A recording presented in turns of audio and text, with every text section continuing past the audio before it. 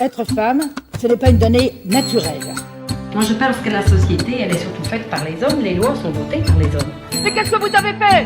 Franchement, rien du tout. C'est le résultat d'une histoire. Il n'y a pas un destin biologique, psychologique qui définisse la femme en tant que telle. Bonjour à chacun et chacune. Je suis Jocelyne Adrian-Meptoul et je vous remercie d'être au rendez-vous du podcast Femmes engagées, produit et réalisé par Femmes du Monde et réciproquement, l'organisme basé à Paris qui s'intéresse aux droits des femmes à l'international et donne la parole à des femmes engagées aux quatre coins de notre planète. Partout dans le monde, les droits des femmes sont en recul, au même rythme que régressent les démocraties au profit de dictatures et autres autocraties, politiques ou religieuses. Elles vont d'abord nous raconter leur parcours professionnel, militant et personnel. Et ensuite, pour finir sur une note plus légère, elles répondront à un petit questionnaire de Proust, revisité par Femmes du Monde et réciproquement. Aujourd'hui, nous recevons la Calédonienne Manissa Panat. Bonjour Jocelyne. Bonjour Manissa. Vous allez bien ? Je vais très bien.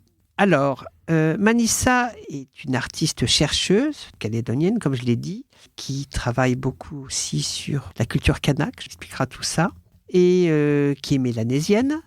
Vous allez nous expliquer toutes vos racines et toute la construction multiple de votre histoire.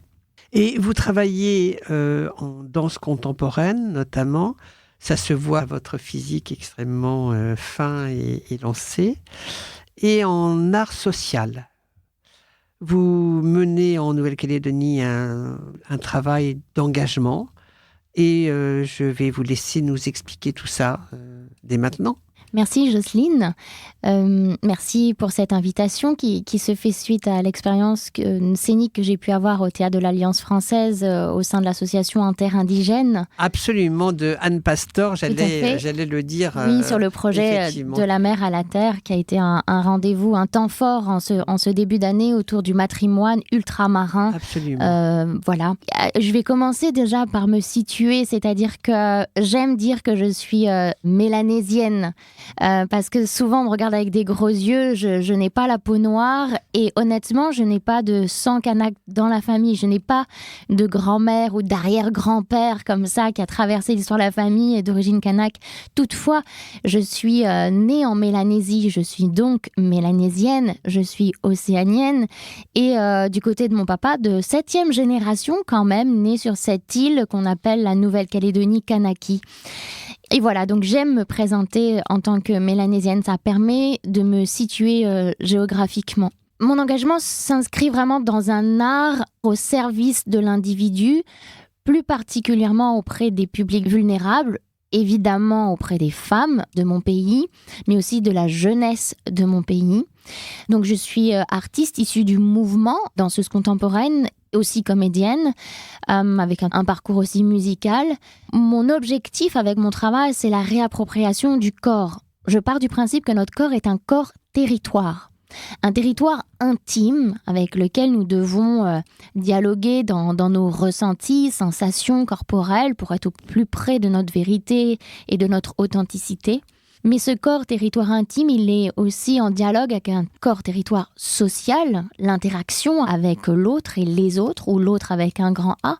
Un corps territoire géographique, en résonance avec le lieu que l'on occupe, que l'on habite, et un corps territoire politique, en lien avec nos engagements, à la fois dans nos actes du quotidien et nos actes plus grands au travers d'actions en milieu associatif ou autres. D'accord, très bien. J'aimerais que vous nous racontiez un petit peu, vous vivez habituellement, vous avez grandi, vous êtes né, vous avez grandi en Calédonie. Là, vous vivez depuis quelque temps dans l'Hexagone. Oui, c'est ça. Je crois que suite aux événements qui se sont passés, vous avez pris une décision. Donc, est-ce que vous pouvez nous expliquer ce qui nous permettra de resituer un peu le contexte géopolitique de la Nouvelle-Calédonie, de la Calédonie Kanaki? La Nouvelle-Calédonie Kanaki est un pays d'outre-mer. Donc, c'est un pays dans la France, dans ce qu'on appelle aujourd'hui l'Hexagone et plus la métropole. Et c'est un pays en mutation, en voie de décolonisation, mais avec avec une fracture sociale, économique et politique énorme qui nous préoccupe depuis avant ce qu'on appelle les événements, les années 84-85, et avec une revendication de l'indépendance de notre pays. Moi, je suis une enfant des accords de Matignon et de l'accord de Nouméa. L'accord de Nouméa, c'était 98 et les accords de Matignon, c'était 88, juste après les événements. Voilà. Ce qui en a coûté la vie d'ailleurs de Jean-Marie Tjibaou, notre père penseur, qui a énormément œuvré à l'avancée de la reconnaissance du peuple kanak au travers la culture. Et moi, je m'inscris vraiment dans ce sillon-là. C'est-à-dire que aujourd'hui, quand je me définis en tant que mélanésienne, c'est me positionner, dire la culture kanak est le fondement de ma culture, de notre culture, et à partir de ce fondement-là, on se construit. Et d'ailleurs, le travail que j'ai pu mener en province Nord, en collaboration avec les artistes du département de musique traditionnelle, parcours océanien du pays, en témoigne dans ce positionnement. Toutefois, je ne le répéterai jamais assez, l'histoire de la Nouvelle-Calédonie demande énormément de vigilance quand on prend parole et de nuances. Parce que notre pays, comme tout pays qui est en mutation, est dans une histoire bousculée socialement, politiquement, et nous devons faire preuve de nuance dans tout ça. Donc voilà, mon travail s'inscrit vraiment dans comment l'individu, et plus particulièrement les femmes et les publics en situation précaire, se réapproprient leur corps. Parce que je pars du principe que le corps est un outil politique. Politique au centre de la cité. Avec notre corps, nous pensons. Avec notre corps, nous agissons. Donc, avec notre corps, nous éduquons nos enfants. Nous avons des actions au quotidien en lien avec la société civile ou un milieu professionnel. Donc, notre corps, c'est le point de départ. Très bien. Est-ce que vous considérez comme une féministe ? Oui, j'adore cette question. C'est pas la première fois qu'on me la pose. Oui, de fait, je suis féministe, mais je mettrai encore de la nuance là-dessus. Je suis une féministe située, c'est-à-dire que ultramarine, dans un contexte post-colonial qui revendique la place des femmes et la parole des femmes dans les espaces publics, là où encore trop souvent jusqu'à présent, nous sommes invisibilisés. Les femmes chez moi sont les femmes qui détiennent un savoir, le savoir des plantes, le travail de la terre. C'est toujours celle qui se met au service d'eux, qui est dans le soin, qui crée le lien avec le collectif. Mais elle est trop peu visible dans l'espace public. Et dans l'espace de décision. Bien sûr, même si aujourd'hui nous avons quand même des femmes qui se dégagent politiquement, et notamment des femmes d'origine kanak, dans la lignée de Dewe Gorodé, qui a été notre première ministre de la Culture et de la condition féminine, poétesse, qui faisait partie des Foulards Rouges dans les années 70, donc une des premières femmes indépendantistes à vraiment s'être exprimée sur l'espace public. Mais beaucoup trop de femmes aujourd'hui, et je le vois sur le terrain, dans mes espaces de création, sont trop invisibilisées, et ce qu'elles apportent à la société, et pourtant, pour moi, ça fait autant partie du socle de la société calédonienne que la culture kanak. C'est la présence des femmes et ce qu'elles apportent à notre société. Absolument. Puisqu'on est reparti en Calédonie, est-ce que vous voulez bien parler un peu de votre parcours, de votre enfance en Nouvelle-Calédonie ? Alors, comme je le disais plus tôt, je suis donc cet enfant issu des accords de Matignon et l'accord de Nouméa. Donc, on a vécu dans ce qu'on appelle l'accord de paix. C'est-à-dire que vraiment, on était dans un tissage entre nous, entre les communautés. Donc, moi, je n'ai pas vécu ni le racisme, ni l'agression dans mon pays. On a vraiment eu une enfance très paisible. Et en plus, j'ai la chance d'être née dans une famille d'artistes. Mon papa est une figure majeure du patrimoine musical calédonien. Mon papa s'appelle Hardy Panat. Il est à l'origine du mouvement, du gros collectif d'artistes après les événements qui s'appelle Koekara, qui a initié en fait un hymne à la paix en Nouvelle-Calédonie. Ils ont voyagé partout dans le Pacifique avec cet hymne à la paix pour faire entendre cette voix de paix. J'ai pu suivre mon père dans ses processions artistiques partout dans le pays, avec toutes les cultures de mon pays. Donc j'ai vraiment eu une enfance extrêmement heureuse, mais avec l'envie un jour de partir parce que je me sentais quand même à l'étroit. Donc après mon bac, je suis venue en Hexagone et j'ai passé 12 ans entre un master en musicologie, un diplôme d'état en danse contemporaine, des études de comédie musicale, puis finalement intermittente à Paris. J'ai fini par choisir de rentrer au bout de 12 ans. Alors, c'est pas simple de rentrer quand on a passé 12 ans ailleurs. D'abord parce qu'en tant qu'artiste, personne ne nous a identifiés, on ne nous attend pas. Et puis surtout, on ne sait pas trop comment s'inscrire dans ce paysage-là et comment œuvrer. Et j'ai vraiment eu la chance, mon parcours est jonché de rencontres que j'honore vraiment grandement. Je pense à Corinne Delaveuve en province Nord, à Ludovic Touben, à Doriane Poimigna, mariée Chibaou, à Aurore Wahab, qui m'ont ouvert la porte de la province Nord. Donc, d'artiste intermittente à Paris, je suis catapultée à la direction de la culture province Nord, en charge du secteur danse. Et ça a été ultra formateur pour moi, avec des projets ambitieux qui sont justement transculturels, interculturels. Et c'est cet ancrage sur le terrain en province Nord qui m'a vraiment ouvert les yeux sur le fait que la Nouvelle-Calédonie-Kanaki n'est pas seulement Nouméa, un territoire. C'est une mosaïque de territoires avec des populations aux besoins différents, contextualisés en fonction donc du lieu, de la manière de vivre, même si globalement on a la même culture, évidemment.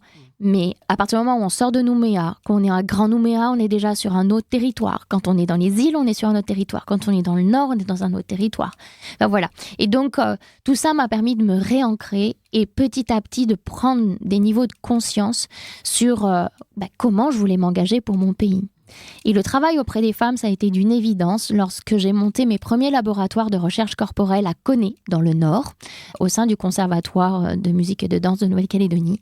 Et je me suis aperçue que dans le rapport au corps, et les femmes adultes que j'avais en atelier, et les jeunes que j'avais sur les classes à horaires aménagés culturels et artistiques, n'étaient plus ancrés dans leur corps. Et là, je me suis dit, pourquoi ?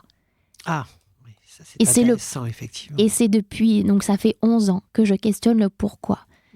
Et le pourquoi, il a des réponses multiples. Encore une fois, c'est la nuance, la réponse dans la nuance. Pourquoi ? La première réponse qui arrive, évidemment, c'est qu'on est le fruit d'une histoire coloniale. Bien sûr. Là où on a rhabillé les gens, qui étaient dans un autre rapport au corps. Mais aussi, on est dans une société avec des violences intrafamiliales énormes. Notre taux de féminicide est plus élevé qu'en métropole, si on ramène à la population. Le nombre d'enfants qui sévissent des violences sexuelles intrafamiliales est aussi plus élevé qu'en métropole, quand on ramène encore une fois à la population. Donc, on a aussi un contexte ultra-violent en Nouvelle-Calédonie. Et autre chose, il y a aussi l'effet de la mondialisation qui nous désaxe en fait de notre propre culture qui est ancrée, qui est racinaire. Donc, mes travaux s'inscrivent là-dedans. C'est pour ça que je me définis comme artiste-chercheuse, c'est-à-dire que faire une création pour faire une création artistique, ça ne m'intéresse pas. Moi, ce qui m'intéresse, c'est comment l'acte créatif est au service du bien-être des individus que j'accompagne. C'est superbe. Très bel objectif quand même. Ambitieux, mais je m'entoure. Je ne fais pas ça toute seule. Il faut toujours être ambitieux et ambitieuse, surtout quand ça dépasse notre propre intérêt particulier. Tout à fait. Est-ce qu'il y a quelque chose que vous voudriez transmettre à nos auditeurs et nos auditrices sur votre terre natale, votre ancrage sur la culture calédonienne, kanak ? J'ai eu la chance de vivre ces 40 ans de paix et donc d'habiter un monde du partage, un monde du dialogue. Et la Nouvelle-Calédonie, Kanaki est avant tout ça, je pense. Hier soir, je suis allée voir mes amis jouer Barrage de Jenny Brifa à la Manufacture des Abeilles. On profite pour me faire une petite pub pour eux. Oui.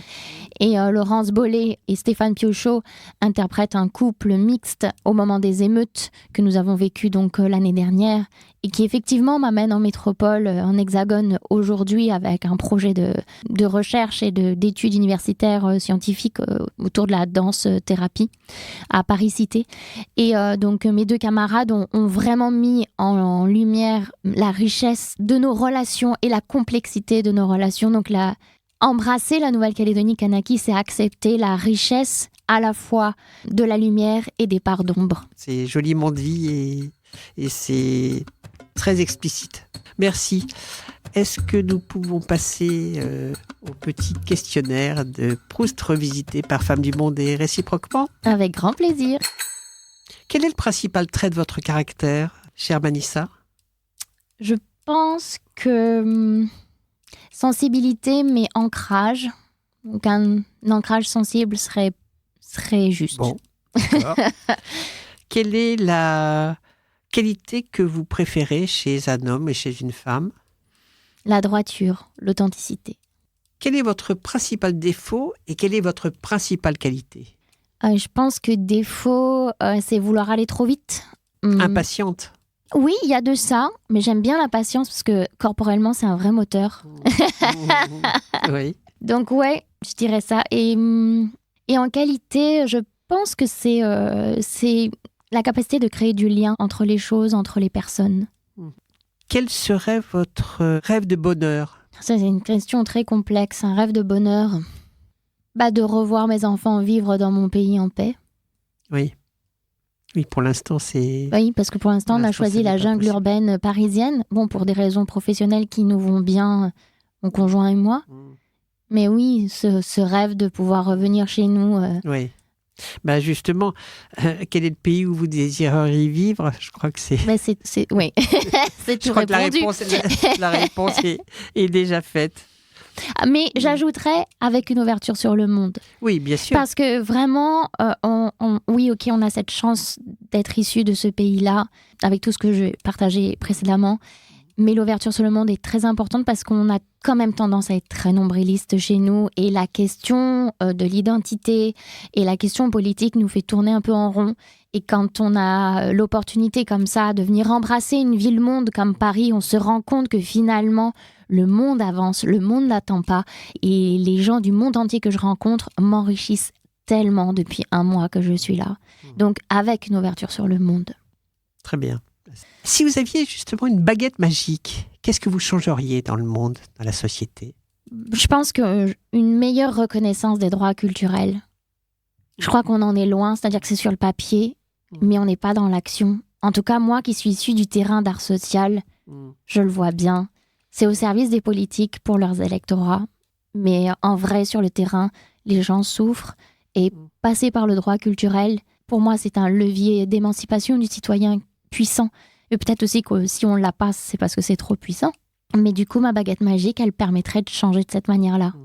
Le droit culturel, oui. Oui. Et ça rejoint ce que Jean-Marie Tjibaou défendait. Bien sûr, oui.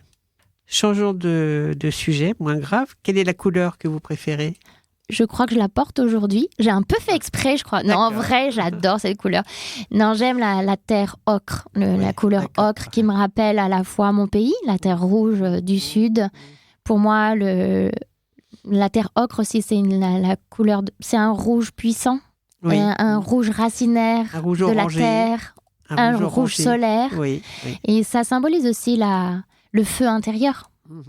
Oui.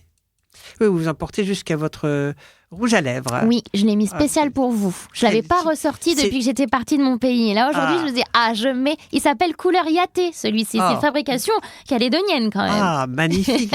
C'est dommage pour nos auditeurs et nos auditrices qu'ils ne puissent pas voir votre joli sourire avec ce joli, effectivement, ce joli rouge à lèvres, couleur ocre, orangé, rouge orangé. Magnifique. Bien.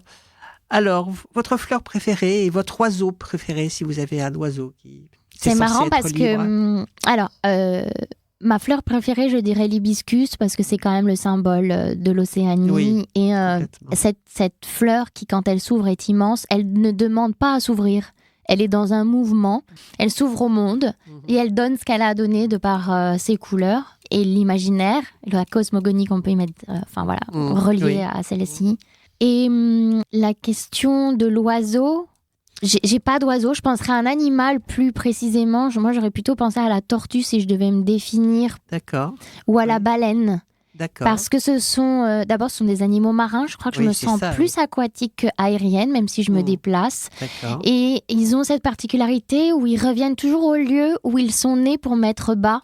Et je suis le symbole de ça, la métaphore vraiment de ça. Oui. Et la tortue chez nous... Oui, c'est très important dans la tortue. Oui, ça fait vraiment partie des animaux totems. La sagesse. Oui, puis c'est le symbole de la femme dans les animaux totems marins. D'accord, très bien. Quels sont vos auteurs et autrices préférés? En littérature, je pense à quelqu'un de ma génération, comme Gaël Faye, évidemment. Oui, bien sûr. Et dans une autre génération, je pense à Dewey Gorodé, puisque ces textes ont vraiment jalonné mon parcours d'artiste, notamment dans mes collaborations avec le chorégraphe Richard Digoué, qui est un chorégraphe engagé, justement aussi féministe, avec qui j'ai pu vraiment m'épanouir. Et donc, oui, je pense à Dewey Gorodé pour son engagement et au travers de son écriture. Et alors, vous qui avez la danse dans la peau, dans le corps, est-ce que vous avez des chorégraphes auxquels vous pensez en particulier et des musiques? Oui. Chorégraphe, évidemment, je pense à Germaine Acogny, qui est chorégraphe sénégalaise, qui est la fondatrice de la danse contemporaine d'Afrique de l'Ouest et qui a monté l'école des Sables, où j'ai eu la chance de vivre pendant plusieurs semaines avec d'autres danseurs du monde entier. J'ai une vraie admiration pour le travail qu'a fait cette femme autour de la technicité, la technique Acogny, en lien justement avec la cosmogonie et la symbolique des gestes d'Afrique de l'Ouest. Et puis la puissance de sa danse. Et c'est une femme qui fait partie de mes rencontres, qui m'ont vraiment révélée à moi-même, qui m'a donné confiance et qui a cru en mon travail. Et puis au niveau autre, pour sortir un peu du lien avec la France, je pense à Ophèle Schechter, qui a une puissance gestuelle collective sur scène, qui est capable d'embarquer comme ça un groupe de danseurs. Et ces musiques sont d'une exception. Voilà. De rare beauté. Oui. Et en musique, je citerai Bob Marley. Ah, oui. Parce que c'est un universel. Oui, partout où on va dans le monde, tout le monde danse sur Bob Marley. Oui, complètement. Est-ce que vous avez une cuisine préférée ou un plat que vous aimez faire? Ouais, le bami de ma grand-mère. Le bami, qui est un plat d'origine indonésienne, mais qui a voyagé jusqu'en Nouvelle-Calédonie Kanaki et qui est devenu donc un bami métissé, puisque mes arrière-grands-parents n'avaient pas ce qu'il fallait chez nous pour pouvoir le préparer.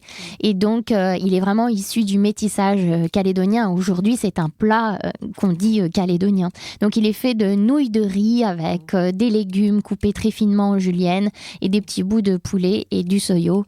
Et en fait, on le trouve dans tous les petits boui-boui du coin. Il y a le bami. Et celui de ma grand-mère était particulièrement... Ça n'a rien à voir avec le banh mi vietnamien, donc. Ah non, En Indonésie, c'est le bak mi, qui est ou mi goreng, ou voilà, qui peut être fait soit avec du riz, soit avec des nouilles, et les nouilles ne sont pas pareilles. Enfin voilà. Et donc vous le cuisinez, vous, ça, le banh mi? Alors moi, je le cuisine, mais je laisse ma mère le faire parce que... Il est tellement meilleur. Il est meilleur quand on s'assoit et qu'on le déguste. Absolument. Est-ce que vous avez un mot favori? Oui, je pense que mon mot favori, c'est un mot en 2 mots, c'est puissance douce. D'accord. Il est d'ailleurs tatoué sur ma peau, mais vous l'aviez peut-être vu sur scène, je ne sais pas. Oui. Ah, c'est superbe.